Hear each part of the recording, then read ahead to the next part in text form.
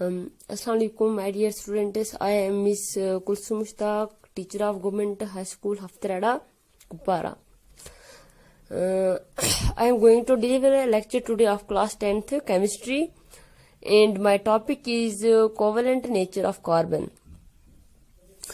Yesterday we have talked about what is carbon, its atomic number, electronic configurations, and many more about its compound. Now let us study about why the carbon has covalent nature. Listen now, we have yesterday talked about carbon. This carbon is the sixth element of modern periodic table with atomic number 6, so it has a total of 6 electrons. Okay, its electronic configuration is 2 and 4. How 2 and 4? Because 2, listen now, the innermost shell attains only 2 electrons. After shell, इसके बाद कौन सी shell आती है? के के बाद L shell जिसमें 8 electron, उसके बाहर वाली की एम शेल में आते हैं 8 इलेक्ट्रॉन और एन में आते हैं 18 इलेक्ट्रॉन. ठीक है, अब देखो कार्बन के पास सिर्फ 6 इलेक्ट्रॉन हैं और इन 6 में से 2 इलेक्ट्रॉन जाते हैं के शेल में और 4 जाते हैं एल शेल में. एल में आते कितने हैं? टोटल में 8, गए कितने? सिर्फ 4. सो अभी भी इसको 4 इलेक्ट्रॉन्स की वैकेंसी है. 4 इलेक्ट्रॉन्स की इसको अभी भी वैकेंसी है, यानी कि अभी भी इसमें 4 इलेक्ट्रॉन पहुंच सकते हैं. इसको हम बोलते हैं वैलेंसी. किससे बोलते हैं? वैलेंसी. जो फ्री इलेक्ट्रॉन्स होते हैं इन लास्ट शेल. वैलेंसी किसे बोलते हैं हम? Free electrons in last shell. या सो हम क्या बोलेंगे कि कार्बन की वैलेंसी क्या है? 4. क्या है कार्बन की वैलेंसी? 4. कार्बन की वैलेंसी 4 मतलब हुआ इट नीड्स 4 मोर इलेक्ट्रॉन्स. इसको 4 इलेक्ट्रॉन और चाहिए to attain noble gas configuration. Nearest noble gas इसका क्या हो आता है? अगर ये और 4 इलेक्ट्रॉन आएंगे तो क्या हो जाएंगे? एल में 8 इलेक्ट्रॉन. तो इसमें कौन सी नोबल गैस कॉन्फ़िगरेशन आती है? हमने ऑलरेडी पढ़ा हुआ है, दैट इज ऑफ नियॉन. आती है नियॉन की इलेक्ट्रॉनिक कॉन्फ़िगरेशन. और नियॉन की कॉन्फ़िगरेशन क्या है? 2,8, यानी कि इसकी दोनों शेल क्या है? कंप्लीट. के में अगर 2 इलेक्ट्रॉन आते हैं तो 2 हैं, ये कंप्लीट है. और एल में आते हैं 8 इलेक्ट्रॉन और एल में भी 8 इलेक्ट्रॉन है, ये कंप्लीट है. सो नियॉन जो है ये एक स्टेबल है, ये एक स्टेबल एटम है. इसको और इलेक्ट्रॉन नहीं चाहिए अपने आप को स्टेबल करने के लिए. ठीक है, तो जब ये कार्बन और 4 इलेक्ट्रॉन गेन करेगा तो ये nearest noble gas configuration attain कर लेता है. किस एटम की? नियॉन की. ठीक है, जैसे कि मैं आपको एग्जांपल देती हूँ. अब देखो हम एक एग्जांपल पढ़ते हैं यहाँ पे. हाइड्रोजन, ये सबसे छोटा मॉलिक्यूल, सबसे सिंपलेस्ट मॉलिक्यूल है. हम सिंपल मॉलिक्यूल की, इस सिंपल एटम की हम एग्जांपल लेते हैं. इसका एटॉमिक नंबर क्या है? 1. सो इट हैज इसके पास कितने इलेक्ट्रॉन होंगे? 1. एटॉमिक नंबर का मतलब ही होता है नंबर ऑफ इलेक्ट्रॉन्स. इसके पास कितने इलेक्ट्रॉन है? फिर सिर्फ 1. और ये 1 इलेक्ट्रॉन कहाँ जाएगा? सबसे अंदर वाली शेल में. मीन्स किस शेल में?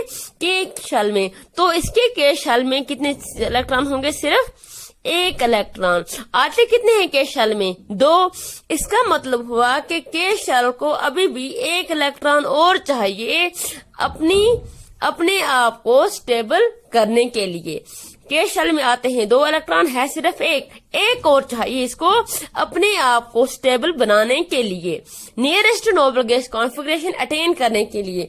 और इसका नियरेस्ट जब के में 1 और इलेक्ट्रॉन आ जाएगा, मतलब होगा कि के पास कितने इलेक्ट्रॉन होंगे? के शेल में 2 इलेक्ट्रॉन. किस मॉलिक्यूल में? हाइड्रोजन में. तो इसके बाद जो ये नियरेस्ट नोबल गैस कॉन्फ़िगरेशन आएगी वो किस एटम की होगी? हीलियम की. हीलियम का एटॉमिक नंबर क्या है? लिसन, हीलियम का एटॉमिक नंबर है 2. मीन्स के इसके पास है 2 इलेक्ट्रॉन, यानी कि वो दोनों इलेक्ट्रॉन किसमें होते हैं? के शेल में. किसमें होते हैं वो दोनों इलेक्ट्रॉन? के शेल में. ठीक है, जब हाइड्रोजन 1 इलेक्ट्रॉन और कहीं से शेयर करेगा या गेन करेगा, ये nearest noble gas configuration attain करेगा हीलियम की. उस तरह से क्या हो जाएगा? हाइड्रोजन एक स्टेबल मॉलिक्यूल बन जाएगा। ठीक है, अगर हम बोलते हैं एक हाइड्रोजन को भी एक इलेक्ट्रॉन चाहिए, दूसरे हाइड्रोजन को भी एक इलेक्ट्रॉन चाहिए अपने आप स्टेबल बनाने के लिए, ये बोलते हैं चलो भाई हम आपस में ही शेयर करते हैं, तुम भी अपना इलेक्ट्रॉन यहाँ पे रखो, मैं अपना इलेक्ट्रॉन यहाँ पे रखता हूँ, जब तुम्हारा काम होगा तो तुम ले जाना, मेरा काम होगा तो मैं ले आऊंगा। इस तरह से ये इन दोनों को केज पे रखते हैं, दोनों ये हाइड्रोजन इन दोनों के पास एक एक इलेक्ट्रॉन होता है, ये इन दोनों को बाहर रखते हैं शेयर के लिए, क्योंकि इनका एक इलेक्ट्रॉन यही है। बैलेंस इलेक्ट्रॉन किसमें होते हैं? आउटर मोस्ट शेल में, और इनकी आउटर मोस्ट शेल ही यही केज शेल है, यही इनकी इनर है, यही इनकी आउटर है, यही वाले इलेक्ट्रॉन ये शेयर करते हैं। जब ये हाइड्रोजन अपना एक एक इलेक्ट्रॉन शेयर करते हैं तो ये हाइड्रोजन मॉलिक्यूल बनाते हैं, दो हाइड्रोजन बनेंगे जिसको हम क्या बोलते हैं? H2 हाइड्रोजन गैस, जिसे हम बोलते हैं क्या? H2 हाइड्रोजन गैस बनाएंगे।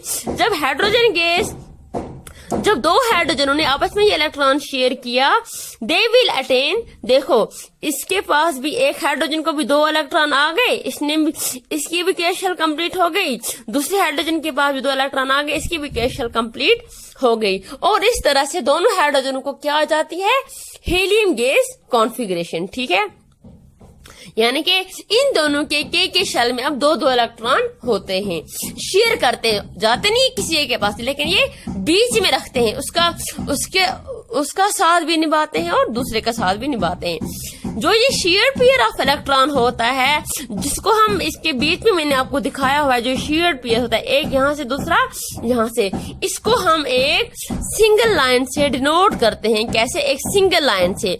सिंगल लाइन का मतलब हो गया एक एंड पे एक इलेक्ट्रॉन है, दूसरे एंड पे दूसरा इलेक्ट्रॉन, और ये एक सिंगल लाइन क्या डिनोट करती है? Share pair of electrons. Single line denote करती है शेयर्ड पेयर ऑफ इलेक्ट्रॉन्स, जिसको हम क्या बोलते हैं? Single bond. क्या बोलते हैं? Single bond. और इस सिंगल बॉन्ड को हम एक सिंगल लाइन से डिनोट करते हैं। अब अगर कोई एटम अपने दो इलेक्ट्रॉन शेयर कर रहा है, फॉर एग्जाम्पल मैं यहाँ पे बोलती हूँ एक एटम है एक्स, दूसरा एटम भी है एक्स, ये अपने दो इलेक्ट्रॉन शेयर करता है, ये भी अपने दो इलेक्ट्रॉन शेयर करता है, इन दो की एक लाइन, दूसरे दो की एक लाइन। ठीक है, एक लाइन एक पेयर दिखाती है हमें, एक लाइन हमें डिनोट करती है एक पेयर इलेक्ट्रॉन का। ठीक है, तो इस तरह से जब ये दो पेयर शेयर करेंगे तो हो गया डबल बॉन्ड, अगर ये तीन तीन इलेक्ट्रॉन शेयर करेंगे तो हो गया ट्रिपल बॉन्ड। हम उसको बाद में डिटेल से पढ़ते हैं। ठीक है, अभी आप यहीं पे छोड़ दो। इफ ईच एटम शेयर्स, अगर एक एटम शेयर करता है दो electron, then they will form double bond. उसको हम दो लाइनें से दिखाते हैं। अगर हर एक एटम तीन तीन इलेक्ट्रॉन शेयर करता है तो उसको हम दिखाते हैं ऐसे ट्रिपल बॉन्ड से। ठीक है, यानी कि तीन लाइनें। अगर हम करते हैं बात अब फॉर एग्जाम्पल HCl की, किसकी बात करेंगे? HCl की। क्लोरीन का एटॉमिक नंबर क्या है? 17। इसकी इलेक्ट्रॉनिक कॉन्फ़िगरेशन क्या होगी? 2,8,7। यानी कि के शेल में होंगे 2 इलेक्ट्रॉन, एल में होंगे 8 इलेक्ट्रॉन।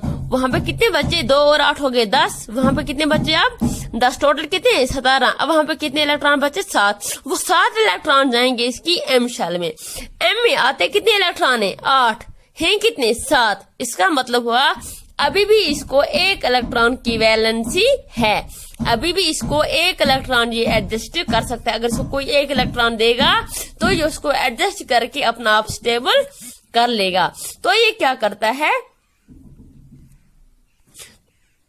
तो ये उस टाइम पे ये क्या करता है, अपना ये एक इलेक्ट्रॉन जब भी हम ये दिखाते हैं बॉन्डिंग में हम आउटर मोस्ट इलेक्ट्रॉन दिखाते हैं, जो इनर इलेक्ट्रॉन होते हैं, जो शेल कंप्लीट होती है। जैसे कि क्लोरीन में के शेल कंप्लीट है, इसके इलेक्ट्रॉन नहीं दिखाएंगे।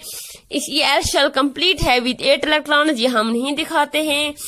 इसकी एम शेल इनकम्प्लीट है, 7 इलेक्ट्रॉन, हम ये दिखाते हैं। देखो 1 2 3 4 5 और 6, ये हो गया 7वां इलेक्ट्रॉन। ये 7वें इलेक्ट्रॉन को हाइड्रोजन के साथ अगर शेयर करेगा, हाइड्रोजन के पास है कितने? एक ही इलेक्ट्रॉन, ये उसी एक के साथ शेयर करेगा। इस तरह से क्या होगा, जब हाइड्रोजन के साथ शेयर करेगा, हाइड्रोजन की वैलेंसी कंप्लीट, इसकी के शेल में आ गए कितने इलेक्ट्रॉन? 2, और इसकी भी एम शेल हो गई